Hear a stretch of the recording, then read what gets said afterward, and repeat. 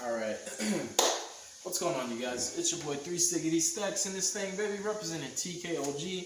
And today I'm going to be showing you guys some combos with Ancient Warriors. This is another one of the decks that I gravitated toward. At first, I really wasn't giving it the attention that it deserved, but slowly but surely, I started to fall in love with the deck. And I'm going to show you guys some combos that I actually crafted these combos just by doing test hands and just toying around with the deck, just solitarying by myself, not really like dueling, which is a big help if you guys do want to learn a deck. Instead of like having someone do combos for you, you could actually just play around with the deck and you can craft your hands, you can pick the cards that you feel are ideal to have, and you just kind of make things work and see what options you have. If you take the route that you normally wouldn't take, that's a whole nother combo that you just made. So what I'm going to do is show you guys some going first combos. My list right now is purely bred for going second. The first going second list I had, it was like with Dark Holes, Slumbers, Lightning Storms, Raigekis evenly matched, just a bunch of blowout cards. But I actually ended up just learning more and more that like pure engine for this deck, unlike a lot of other decks that I can mention right now that are meta relevant, pure engine with this deck can break boards even without your extra deck. You actually seldom use your extra deck unless you're going first, but when you're going second, which is what my list does naturally, you don't really need your extra deck. The only card I ever summon going second is Double Dragon Lords, and that's only if the situation calls for it, meaning my hand was too weak and I needed that extra search. So all the side block really does is deny you one search and an interruption that you can end on, but you can easily OTK through Scythe, which is actually crazy that you can OTK through Scythe playing this deck. So let's start with a very simple one-card combo. It could be Sunmu or it could be Tinky. If you want it to be a self-sustained one-card combo, Tinky is the way to go, but the card is at 1, so there's a higher probability of seeing Sunmu than you have of seeing Tinky. I do play Prosperity in my list, so you have increased odds of seeing that Tinky, but nonetheless, let's just say you start off with Tinky, you'll activate the Tinky at the Sunmu, normal summon the Sunmu. Oh, you know what? Before I do that, there's something I'm supposed to always do in my video. If you haven't done so already, please consider subscribing to the channel. If you are subscribed, click the notification bell and make sure that if you want to support the channel that you check the description box in every single one of my videos. There's links to join my Patreon and links to join my Discord. Discord is absolutely free. It's a big help to me and it's a big help to you. The Patreon's the same thing. It's a big help to me. It's a big help to you because I do give back to those who give to me. And I do have exclusive benefits that Patreons can only get and no one else can. And they're actually really good benefits. I'm not really like doing knockoff stuff. I give good quality benefits. With all that said, let's continue. So, Tinky for Sunmu. We're going to do is do Sunmu, sending Tinky to pay cost. That's why like when Tinky was at 3, it kind of was like a big deal for this deck because like Tinky just made the Sunmu super free. So you have multiple options, but what I normally always do is I grab my extender, which is going to be Juke. This is really, really helpful because typically you could just grab Lubu immediately and just pass on him, but you want to get that extra interruption. And when you're going second, if your Sunmu resolves, you get to get Ingenious, reveal him, summon him off his effect, and then trigger Sunmu to bounce a monster, which is just something that's really cool to note that like Sunmu and Admiral Zhao, even though his name's not Admiral Zhao, I just call him that. These cards have incredible effects that get procced off of your other Ancient Warriors, which is a really big deal because they help you to break boards even more going second, which further just kind of solidifies the playstyle that I chose and the route that I chose to take.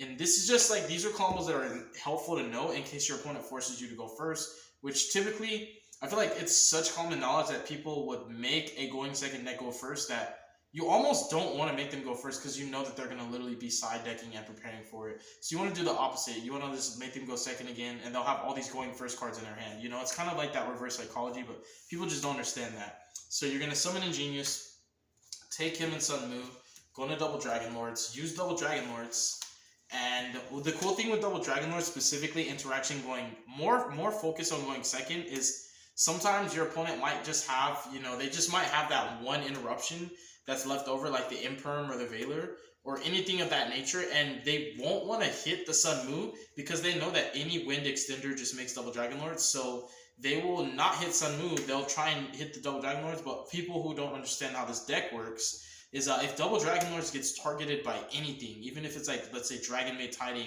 or let's say on summon your opponent like Torrentials you, anything that would disrupt him personally, that would clear him off the field, you can chain his effect and pay cost with itself to dodge the Veiler, dodge the Imperm, dodge the Chalice, you know, dodge the freaking whatever the heck it was, bro. Like, it doesn't even matter.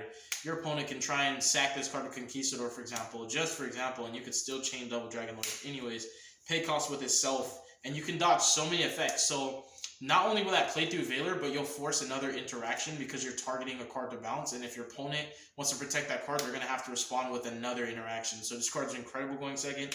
But going first, you know, if your opponent is going to hold their Veiler, this will immediately dodge the Veiler and Imperm. But anyways, Double Dragon Lord is going to search Lubu, and you're going to go ahead and special him. And this combo actually does play around Nibiru because 1, 2, 3, 4 summons, which is really cool. Although, people should not put Nibiru in against this deck because naturally it can play through Nibiru and around it so consistently and frequently that it just feels like Nibiru's not worth it.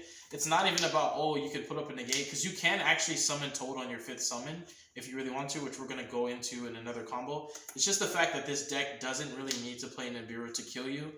And just once you start to see how much impact Nibiru doesn't really have on the deck, you start to just feel like you should just be signing in other hand traps. So you'll end on 2 Interruptions off of just 1 Tinky, and it will be a decent follow-up because if Double Dragon Lord sticks to the field, any normal summon that's an Ancient Warrior will just make another Double Dragon Lords, and you can just keep comboing off next turn. So it's a pretty self-contained and secure combo, and you can feel really safe with just the Sun Mu. So now we'll take it an extra step. We'll go Sun Mu plus 3 visits. These are just bread and butter combos. These are your optimal starters. You know, your weird hands, like let's say you're going second, weird hands can still work because anything that puts a Wind Ancient Warriors plus another Ancient Warriors on your field, which really doesn't have to be an Ancient Warrior. It just has to be Beast Warriors, including a Wind Ancient Warrior, but that's another, you know, that's another topic because I had an idea to even play Unexpected Die and just kind of turbo out Double Dragon Lords, you know, and just like Unexpected Die out for, you know, the Gladiator Beast, Ancient Beast Warrior monster, and just like throw a Wind on field and just bam, Double Dragon Lords. But extenders, anything that gives you extenders, even if it's not a starter, it just works. So like if you're going second and you just special summon this guy and normal summon Ancient Warrior, you can just make Double Dragon Lords and you can combo that way even without drawing like card like Sun Mu. So don't feel that just because I'm showing you the best starters that, oh, if you don't draw these you can't combo, because like the more you play the deck, the more you understand that there's so many hands that can combo. But the thing is, it's not really necessary to combo all the time. It's only really when you go first. When you go second, you're mainly just applying as much pressure as you can to force every interaction your opponent has. Once they've thrown it all at you, you're just going to go into cards like Double Dragon Lords and pass on Lubu with follow-up, and that will be enough with all the resources that you've allocated from that combo sequence, which is kind of like a combo but not, and the resources that you took from your opponent. And with our new support coming out, we will be able to take Graveyard follow-up from our opponent. Cards like DP will be able to be consistently outed. So this deck's only going to get better. I think it's a great deck, and honestly, it's one of those decks that if you see it played and you see the person playing it knows what they're doing, it will make you want to play the deck. So it's just that good to me. So Sun Mu plus 3 visits, summon Sun Mu, trigger 3 visits. What I'm going to go ahead and do, you can either add him now, or you can go ahead and add the Graceful. This is also a really, really crack combo going second, because most people do not negate any effects on 3 visits. They just let it resolve. So like, if you're just normal Sun Mu and trigger 3 visits and they let it resolve, you can activate this guy's effect. And like, whether they negate it or not is irrelevant, because you're going to force an interaction with Sun Mu, which is really cool. Because when this guy activates in hand, it triggers Sun Mu because it's another Ancient Warriors activating its effect, which is really cool. So you search either one of these. It doesn't really truly matter when you're going first. Typically, to play it safe, I'll grab this guy and go ahead and special him just in case they save and hand trap for Sun Mu. So that way, let's say I Sun Mu, send 3 visits for cost. If they Veiler me, I can still go into Double Dragon Lord. So searching him is a little bit safer in my opinion. But if you value Totally Awesome, you know, you can just grab this guy, and when you send 3 visits for cost and they like Ash or Veiler this, 3 visits will still special this guy out, and you can go into your Totally Awesome Bahamut Shark line. So it's up to you. But you'll send 3 visits for cost for Sun Mu. You're going to search Zook, and then 3 visits going to summon him. And whether you have a valid target in hand or not doesn't matter, because Sun Mu resolves to search first. And after it resolves, a separate chain is going to be 3 visits to special this. This is totally illegal. It's not cheating. It's not the ABC kind of stuff that people used to do.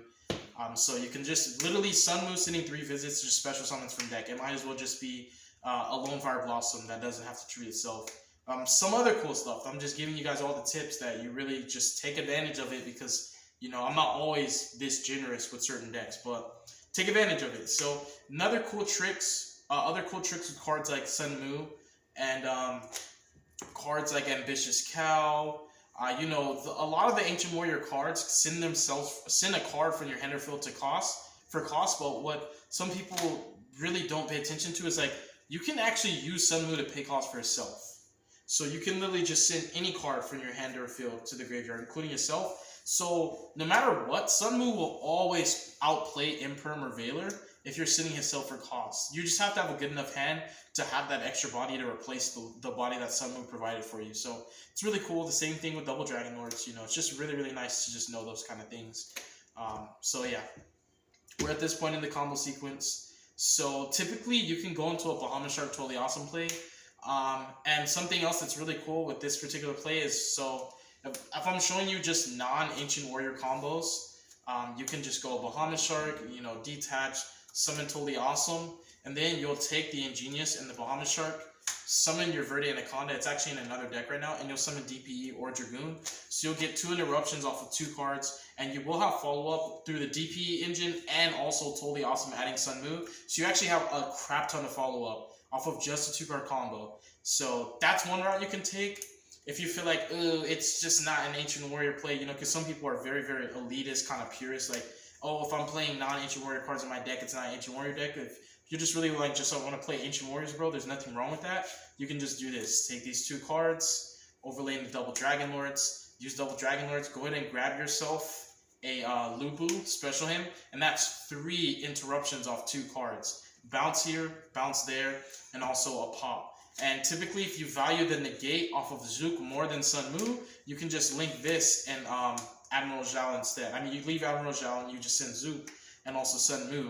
And keep this guy so you have negate off him, you know, you have a pop, you have a bounce. So now you have a diversity in your interruptions where there's no kind of like, how do I say, redundancy where like Sun Mu bounces, this guy bounces, and this guy pops. Like you can have 3 different types of interactions that all exclusively do something different when it comes to disrupting your opponent. A pop, a negate, and a bounce. And this will be triggered by either one of these. So this is why going first, leaving these kind of cards on your field is insane, including leaving a Centric, which I seldom do. But if I am playing a trap deck, I absolutely am going to do that because it just helps me to clear back rows. Before they even get to activate them, they'll just set, and you know, you can actually trigger these guys on your opponent's turn, just have them pop a spell or trap, which is really helpful. So you get 3 Interruptions off 2 cards, or if you want to go for a non-pure route, you can get 2 Interruptions, but with way, way more follow-up. Draw 2 off of the Celestial Plate and the Totally Awesome adding back Sun Mu. It's just going to be absolutely insane. Just off of 2 cards, you guys. And that's not the only thing. Sun Mu, I forgot to mention, also by itself is a 1-card rank 4. If you add Ingenious, you can make a 1-card Baguska, you know, a 1-card Abyss Dweller. It totally depends on what the circumstances are kind of like. The circumstances of like what kind of situation you're in right now are just going to make you change your mind and to kind of just make the most optimal play for the situation at hand. You can even go into Tiger King, and let's say you already had access to more Ancient Warrior cards. You can just use Tiger King and set Tensu and activate Tensu. And this line's a little bit stronger going second because you can keep pushing and all you need to do is battle with Tiger King, and that's a Zeus line for you right there. So that's like a Zeus line. It's just crazy what this deck can do just with so little and get so much follow-up. It's actually really, really crazy. Including the fact that if your opponent's like holding their interruptions, you can just force more cards. So you can even Tiger King to set Yoko. I do play Tensu, Yoku, and Tenki in this list. I really like just the diversity that I get off of those cards. And that same, you know, 3 visits and Sun Mu combo is really, really unique also because those are not the only lines of plays that you can take. This same combo can just end on so many different things. So, you know, again, just another prime example of like you're just adding this guy and then using him to send this, right? And let's say like you're going second, you know, things can change a lot. Like things can change drastically. So you can even go, let's say like you have this line right here, right? Sun Mu 3 visits, your opponent just has a full field. Like let's say you Dark Road and Immort them. You can add this off 3 visits, special him, use Sun Mu, send this for cost, add Virtuous, this effect summons him, and then you could use him and summon another Ancient Warrior from deck. And you just have a ton of different options now because you just literally got 4 Ancient Warriors. And it's really just off a 3-card combo. And if you really just wanted to keep it self-sustained, off a 2-card combo, if you really wanted to just keep it self-sustained, you can even use Lu or any of your other monsters to pay cost for his effect to just tutor out whatever you need. Sometimes, if like my opponent DPE'd me and they didn't pop itself, what I'll do is I'll use Lu, especially when I want it to resolve. I'll pay cost with itself to just dodge those targeting effects, summon Ambitious, and then just kill the DPE with Ambitious and bring it back to my field, and I will never give it back. I'll just keep it there and keep popping everything but himself. And it's just really, really strong. It's really, really strong, you guys. There's just so many options.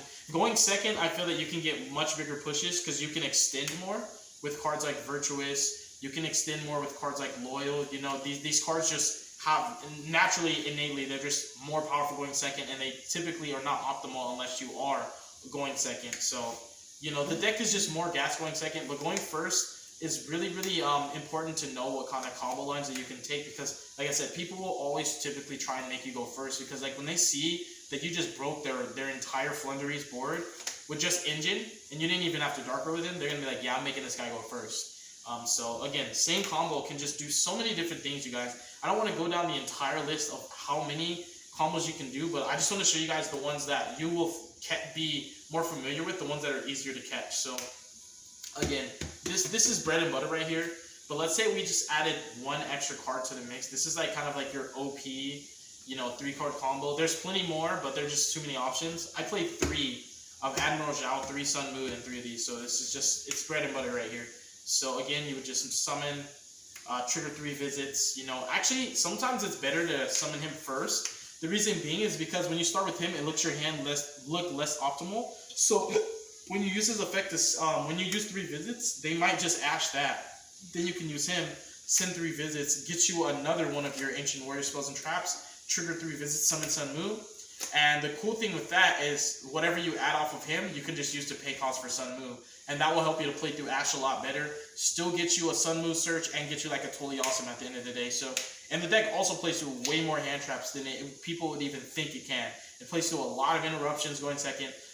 You gotta realize, like, when you're playing a deck that can go second with pure Engine, you gotta consider, of course you're gonna be able to play through hand traps, because you're not just playing through hand traps going second, you're playing through full boards and hand traps. So when you see a deck that is just blind seconding, you have to understand, if you're gonna blind second with a deck, that deck has to be really, really resilient, really, really good at playing through interruptions. Otherwise, there's no point, and it's just kind of just a waste and more of a gamble, because you're going second, your opponent's gonna have hand traps and like the Brave Engine and, you know, DP and things like that. So that alone sometimes is too much for other decks, but this deck is just crazy what it can do. So 3 cards, you can change the order you play. If you just want to like make your opponent throw a hand trap at you, it's fine. So let's say we summon him, trigger 3 visits. What you would go ahead and do in this particular situation is you would actually go ahead and add Valiant. You will not add Juke, and I'll explain why towards the end of the combo. So then you're going to use him, pay cost, send 3 visits, and you're going to go ahead and add another one of your spells and traps. Typically, what I like to do when I have hands like this, I go for Burrowing of Arrows, and you'll see why, because it totally mitigates cost for Sun Mu. Separate Chain, 3 visits, special Sun Mu. You can special out Valiant simply just because you control 2 more Ancient Warriors. And don't forget that these will be triggering each other if you're going second, which is such a cool interaction. You'll use Sun Mu, send Burrow of Arrow for cost. And what you'll go ahead and do is you're actually going to go ahead and add yourself a copy of Lu Fang, Burrow of Arrows, and you're going to purposely not add Juke, the Ingenious, because you're trying to play around Nibiru. So Burrowing is going to trigger because these do have different attributes. You control 2 or more, and you're going to go ahead and place yourself another copy of 3 visits if you want, or you can get East by South, which is just kind of be cracked if you're going second and you're pushing. You know, this card is just broken. I don't even know why this card exists, to be honest. So you've totally mitigated the cost for Sun Mu. You add Rebellious. The next thing you're going to go ahead and do is just overlay these. Summon number 4 is going to be Bahamut. Summon number 5 is going to be totally awesome. So this also plays around Nibiru. It's just amazing how a deck that's so rogue and under the radar can do stuff like this. These are the decks that are my cup of tea, personally. You'll special summon Rebellious simply because you control an Ancient Warrior with the highest attack, because nobody's really playing this deck. And then you're going to take these 2, link them off. And the reason why you don't want to pass on Lu Bu is because if you use his effect, you will not be able to activate any other Ancient Warriors. So you actually wouldn't be able to do this combo sequence. Or you can do this combo sequence, but you simply cannot use Toad in your opponent's turn if you're going to use him. You can summon him as an inherent summon, and it won't restrict you from doing any other monster effect. But the second you choose to pop something, you're locking yourself the entire turn. Not for the rest of the turn, the whole turn in an Ancient Warrior plays. So you're going to go double Dragon Lords because Valiant is actually a wind. You're going to use double Dragon Lords to go ahead and search yourself a copy of Ingenious. Now you'll get the Ingenious. And the reason why you do that towards the end is because A, it plays around Nibiru. B, this is more of an expendable wind. And if you change your sequence into Ingenious instead of Valiant, you will end on one less interruption, which is a really big deal for me. Do not forget that you're still not locked into anything. So, like, I like the DPE engine a lot. So there's like Scythe and Artifact Lancia, Artifact Dagda lines that you can make. But like, at that point, you can just play a better deck that does that better. So I feel like the Ancient Warrior plays are just bread and butter. They're good enough to get you there. But it is something that you should note that if you do not value the spell and trap negate that Ingenious gives you, because this is a spell trap negate, this is an Omni negate, that's a bounce, this is follow up right here, you can also just take this and the Bahamut Shark and go into Verde Anaconda and summon DPE or Dragoon. And if that was the route you were going to take, then I definitely recommend just going for the 3 visits instead to give yourself some better follow up. Because now, the Totally Awesome can get you the Sun Mu, and you literally just normal summon him, and you have 2 ways to start a play. So you can force at least 1 hand trap before you go in, and you'll have the follow-up in your grave from the DPE engine. So there's just so many different routes, so many different lines of play that you can take when it comes to comboing with Ancient Warriors. You can even set up, like the video I already feel like it's going to be long, but you can also set up Virtuous with Ingenious turn 1. I feel like it's not always worth it. You will get 2 different negates, Spell Trap Negate and a Monster Negate, but they're soft negates, and it's so much more investment with your resources to do it, when I'd rather just make cards like Toad or Dragoon or, you know, stuff like the DPE. The only time it's really, really worth it is if you are choosing to leave Lubu on the field, then you're going to need your Omni Negates to come from your Ancient Warrior engine, and luckily, this deck has built-in negates, so it has just really, really good sustain and resource management to just keep it in the game, and really good follow-up and recovery, and just so many ways to navigate established boards and get your engine going and set up so many different interruptions that are very diverse. Like, it's just, you get bounces, you get negates, you get pops, you just get everything. Like, it's crazy. And when the new support comes out, we're going to have a DD Crow, like a built-in DD Crow that literally just can be triggered off your Ancient Warriors. It's just going to be crazy. You're going to be drawing cards every single turn. You're going to get draws off of Virtuous, draws off of the new Ancient Warrior monster. You're going to get more consistent access to 3 visits. I think this deck's going to be insane. And as a way to counterplay Scythe and not have to even care about Lancia at all, it just kind of doesn't care about the Artifact engine. Going first, you don't have to worry about Scythe. And that's the beauty of this deck, is like, you only really, really care about your extra deck when you're going first. And that means you're not getting Scythe blocked. You know what I mean? But when you're going second, your main deck puts in so much work, bro. The only time that you ever need your extra deck is either for double Dragon Lords for an extra search, or if you're playing Adignisters, and you have to out their Towers monsters, so you have to go into Underworld. So you use like double Dragon Lords, 2 of your other Ancient Warriors, and then their little, you know, Ignister Towers summon this bad chick right here. So those are like the only times when you like desperately need your extra deck. There's only one other time this came up for me, and it's when I had to Baguska pass. That was it. But I couldn't, so I was like, you know, it's whatever, because I knew that my follow-up wasn't strong enough, so I needed to just kind of stall it out, but it's whatever. So that's a cool thing. It's kind of like when people say with Flender, like, oh, my deck don't care about Scythe, but like, my deck don't care about Scythe, my deck don't care about Lancia, my deck don't care about a lot of stuff. I'm not saying it's invincible, unbeatable, or unstoppable, but it is a very good deck, and it's so much better than it's given credit for. I think this deck just really should be looked into more, because there's so much untapped potential with these cards, and even exploitably as an engine that's splashable in other decks that don't need a normal summon, there's a lot of potential. Sunmu is a 1-card many things, so God bless you guys. Make good choices. Don't hurt your brain cells. Stay tuned for future content. Y'all have a wonderful night. Be safe and peace.